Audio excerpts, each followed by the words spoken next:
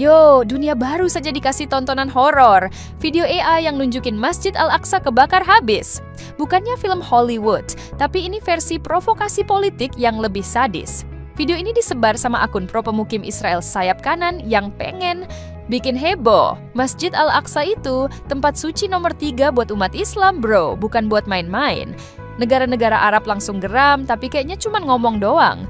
Nggak ada aksi nyata di medsos. Orang banyak yang bingung, percaya nggak percaya, tapi emosi tetap meledak. Dan di balik layar, dunia internasional cuma diem kayak nggak tahu apa-apa. Kayak biasanya, kerajaan Yordania yang katanya jaga situs suci di Yerusalem langsung kecam habis video itu. Mereka nyebutnya hasutan ekstremis dan rasis. Kayak minta dunia nggak santai aja, tapi ya gitu. Kecaman ini cuma sebatas pernyataan resmi doang, nggak lebih. Qatar juga nggak mau kalah, ngasih peringatan soal potensi kekerasan makin parah. Tapi pertanyaannya, siapa yang mau dengar selain mereka yang udah setuju sama mereka? Dunia kayaknya lebih sibuk nonton drama lain daripada ngurusin masalah Palestina yang beneran. Jadi kita dapat pelajaran, kata-kata itu gampang, tindakan nyata itu langka, bro. Tahu nggak, lebih dari 53.000 warga Israel masuk ke kompleks Masjid Al-Aqsa tahun lalu. Padahal aturan lama bilang cuma Muslim yang boleh ibadah di sana. Tapi siapa peduli? Pemerintahan Netanyahu bikin aturan makin longgar buat pemukim sayap kanan masuk. Jadi kompleks itu udah kayak taman bermain mereka. Padahal itu tempat suci orang lain. Setiap serbuan bikin ketegangan tambah panas. Kayak minyak ketemu api. Status quo itu kayak lemari es tua, udah bocor dan nggak dingin lagi, tapi dipaksa dipakai. Dunia cuma nonton kayak reality show, tanpa mau turun tangan buat nyelamatin apa yang bisa hancur. Video AI yang nunjukin Masjid Al-Aqsa dibom dan diganti kuil ketiga itu bener-bener gila. Ini bukan cuma provokasi biasa, tapi senjata digital buat nyulut kebencian makin membara. Pembuat video sengaja bikin judul Next Year in Jerusalem, Messiah Now. Yang bikin geger, ini kayak bikin trailer film horor yang enggak ada ending baiknya. Cuma kebakaran terus. Orang yang sebarkan video itu jelas mau bikin dunia terpecah dan konflik tambah parah. Jadi, teknologi yang mestinya buat bantu, orang malah dipakai buat ngacau. Dan kita semua jadi korban drama digital yang enggak ada habisnya ini. Tahun 2025, kuartal pertama aja sudah ada 13.000 pemukim masuk Masjid Al-Aqsa, bro. Itu berarti makin sering orang-orang yang sebenarnya nggak boleh masuk, malah santai jalan-jalan. Polisi Israel malah jadi bodyguard mereka, bukannya jaga keamanan semua orang. Pemerintah sayap kanan bikin aturan yang bikin kondisi makin nggak adil dan tegang. Bayangin deh, tempat ibadah berubah jadi arena politik dan pertarungan kekuasaan. Sementara itu, warga Palestina cuma bisa meratap dan pasrah kayak nonton drama yang nggak berakhir. Dunia internasional cuman kasih saran manis, nggak ada yang berani bertindak. Nyata, kayak nonton TV aja. Dalam 12 bulan terakhir, lebih dari 600 masjid di Gaza hancur atau rusak, serius banget. Selain masjid, pemakaman dan gereja juga kena imbas, bikin suasana makin mencekam. Ini bukan kecelakaan, tapi efek langsung dari agresi yang nggak ada habisnya dari Israel. Pemerintah Palestina dan rakyatnya cuma bisa ngeliatin tempat suci mereka. Jadi puing-puing, kita nggak cuma ngomong soal bangunan, tapi simbol kepercayaan dan sejarah yang dihancurkan. Tapi yang hancur paling parah itu bukan cuma batu, tapi juga harapan dan rasa aman warga Gaza. Media dunia sering tutup mata atau malah kasih sudut pandang yang bikin bingung orang banyak. Tahun lalu, pemukim Yahudi ekstremis udah menyerbu Masjid Al-Aqsa sampai 262 kali. Gila. Mereka nggak cuma masuk, tapi juga melakukan salat Yahudi di tempat suci umat Islam. Bener-bener nyolot. Menteri Keamanan Israel malah ikut-ikutan datang dan ancam bikin sinagoge di sana. Makin panas. Ini kayak ngerusak ruang suci orang lain sambil bilang ini hak kami, padahal nggak ada izin.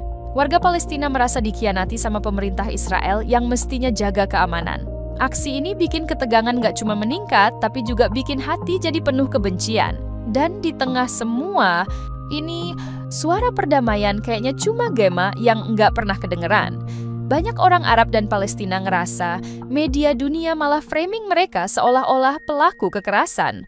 Padahal yang sering mulai ribut itu justru kelompok ekstremis Israel yang bikin onar media mainstream sering ngezoom ke aksi balasan Palestina tanpa bahas provokasi awal. Ini bikin opini global makin miring, dan rakyat Palestina jadi kambing hitam. Kecaman dan protes dari negara Arab kadang dikit-dikit diabaikan, kayak angin lalu. Sementara itu, kebencian terhadap Israel makin membara. Tapi dunia kayak nonton drama tanpa ngapa-ngapain. Jadi, perang, informasi, dan framing ini juga bagian dari konflik yang bikin masalah makin rumit. Pemerintahan Netanyahu yang dimulai 2022 makin berani ngegas soal ekspansi wilayah. Mereka nggak peduli sama aturan internasional yang nyebut aneksasi Yerusalem, Timur ilegal. Jadi deh, wilayah yang udah panas makin dipanasin dengan kebijakan agresif. Warga Palestina makin terjepit, tanah mereka diambil pelan-pelan tapi pasti. Dunia cuma ngomong kayak nonton pertandingan bola tanpa ngasih kartu merah. Kebijakan ini bikin perdamaian makin jauh dari kata nyata, malah makin jauh. Semua orang kayak terjebak di film yang dialognya monoton. Konflik tanpa solusi. Warga Palestina kayak jadi penonton sekaligus korban utama dalam drama ini. Mereka kehilangan rumah, tempat ibadah, dan hak-hak dasar tiap hari. Anak-anak dan keluarga hidup dalam ketakutan, kayak nunggu bom jatuh kapan aja, tapi mereka nggak diam. Banyak yang tetap berjuang walau dengan cara berbeda-beda. Ada yang pakai senjata, ada yang pakai kata-kata, ada yang cuma berdoa, tapi suara mereka seringkali tenggelam di kebisingan politik dunia. Mereka butuh lebih dari sekadar simpati, tapi aksi nyata dan keadilan. Media sosial jadi senjata baru dalam perang ini, bukan cuma senjata tradisional. Video dan berita palsu gampang tersebar, bikin suasana makin panas dan benci. Banyak yang nggak bisa bedain mana fakta, mana hoax. Incengkan akhirnya cuma tambah bingung, aneh, bahkan dipakai buat bikin video provokatif yang bikin amarah membara. Tapi media sosial juga jadi tempat suara rakyat Palestina bisa didengar dunia. Jadi, medan pertempuran sekarang bukan cuma tanah, tapi juga layar. Ponsel sayangnya, kebenaran sering kalah sama drama dan sensasi. Negara-negara Arab udah ngomong keras soal kondisi ini, tapi suara mereka sering nenggak didengar. PBB dan organisasi internasional lain seringnya cuma ngasih pernyataan tanpa aksi nyata. Dunia kelihatan bingung antara mau ikut campur atau pura-pura nggak tahu. Padahal, kalau mau serius bisa banget ngambil major langkah-langkah konkret buat nyelamatin perdamaian. Tapi politik dan kepentingan jadi penghalang utama yang susah dilawan.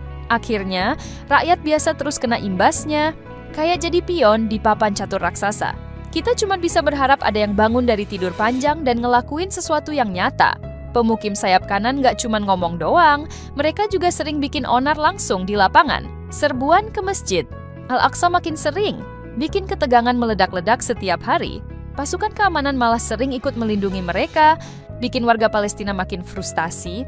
Setiap provokasi bikin suasana makin panas, bagaikan minyak yang ditumpahin di api. Demonstrasi, dan kerusuhan. Jadi hal biasa, yang paling kena ya warga sipil biasa. Konflik ini kayak bola salju yang makin besar, susah banget buat dihentikan. Dunia cuma ngeliatin, kayak nonton pertunjukan tanpa mau turun tangan. Qatar ngeluarin pernyataan keras soal video provokatif dan rencana penghancuran Masjid Al-Aqsa. Mereka ngerti banget kalau provokasi kayak gitu bisa bikin situasi makin runyam. Negara-negara Arab lain juga pada ikut kecam, nunjukin solidaritas yang kuat. Tapi kecaman ini kadang cuma jadi kata-kata tanpa efek nyata di lapangan. Ada rasa frustrasi karena kekerasan terus berulang tanpa solusi konkret. Solidaritas ini penting, tapi dunia juga butuh tindakan nyata, bukan cuma seruan.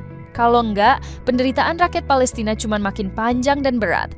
Video AI yang nunjukin penghancuran Masjid Al-Aqsa bikin heboh dan marah banget. Tapi itu cuma rekayasa. Bentuk manipulasi buat nyulut emosi dan kebencian.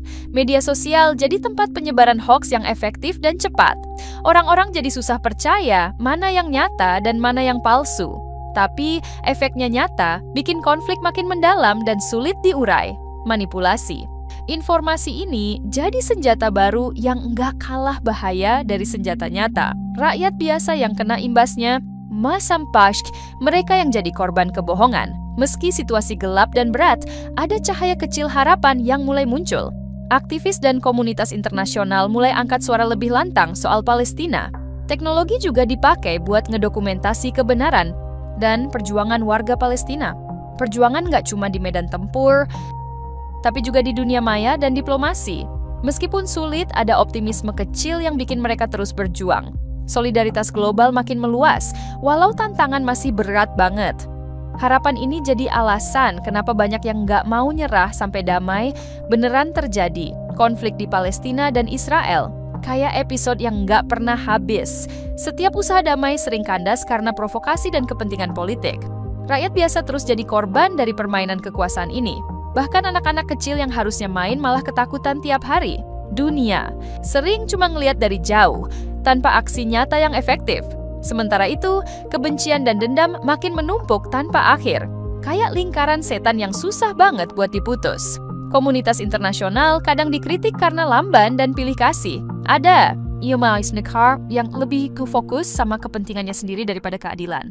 Seruan-seruan damai sering dianggap basi, tanpa langkah konkret. Padahal tekanan dunia penting buat mencegah kekerasan yang makin parah. Media juga punya peran besar buat angkat suara dan buka mata publik. Tapi kadang berita juga bisa dimanipulasi, bikin kebingungan makin parah. Intinya, dunia perlu gerak nyata, bukan cuma komentar di Twitter.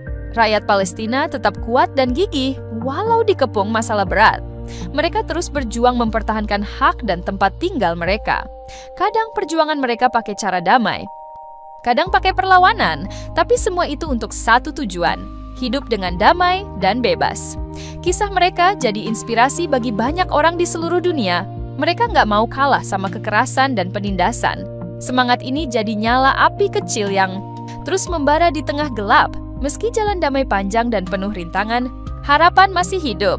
Banyak pihak mulai sadar kalau perang cuma bikin semua rugi. Generasi muda dari kedua sisi mulai bicara tentang perdamaian dan rekonsiliasi. Teknologi dan media sosial jadi alat buat membangun jembatan pemahaman. Dunia harus terus dukung upaya ini supaya bisa beneran jadi kenyataan. Damai bukan cuma mimpi, tapi tujuan yang harus diperjuangkan bersama. Kalau semua mau kerja bareng, masa depan yang cerah bisa terwujud.